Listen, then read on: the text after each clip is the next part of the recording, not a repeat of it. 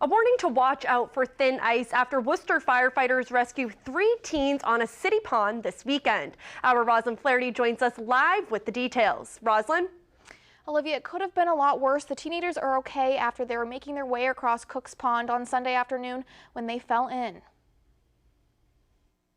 We're encouraging people not to go out onto the ice at all at this point. 3 teenage boys fell through the ice Sunday afternoon on Cook's Pond. Worcester firefighters say they were trying to get to a social club on the island. They got most of the way over there before the ice gave way, and they ended up going into the water close to the shore of the island. Deputy Fire Chief John Sullivan says the boys were able to make it to the shore on the island but couldn't get back over. Of course, very cold and wet at that point, and we're calling for help, and one of the neighbors heard them call and called 911. Firefighters used their ice rescue equipment and were able to rescue the teenagers. They were taken to the hospital for an evaluation.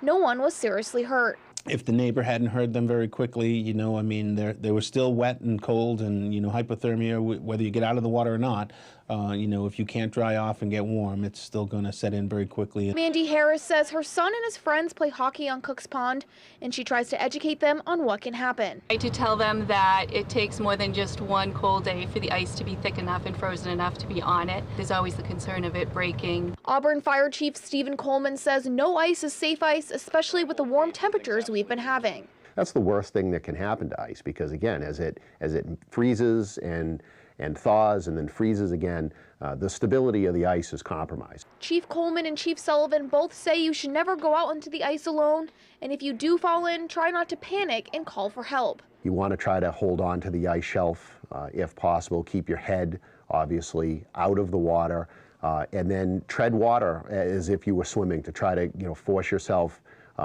kick and try to pull yourself up onto the ice shelf. Now, both chiefs say every body of water is different. The city allows skating on Elm Park and University Park only when the ice is thick enough. Other than that, you're at your own risk on any other bodies of water. Olivia? All right, Roz.